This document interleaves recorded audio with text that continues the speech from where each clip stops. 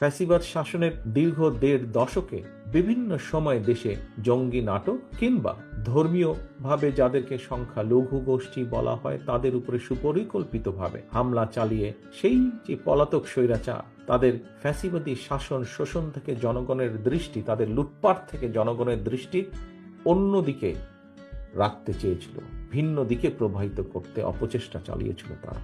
সেই পলাতক স্বৈরাচার তাদের নিজেদের হীন দলীয় রাজনৈতিক স্বার্থ চরিতার্থ করার জন্য দেশের বিভিন্ন ধর্মীয় জনগোষ্ঠীকে দাবার গুটি হিসেবে ব্যবহার করেছে। সেই সময় আমরা দেখেছি গুম খুন অপহরণের ভয়, অনেকে এ বিষয়ে কিন্তু মুখ খোলার সাহসও করেন। আজও ঠিক এই কথাটি কিন্তু অনেকেই তুলে ধরেছেন তাদের বক্তব্যে।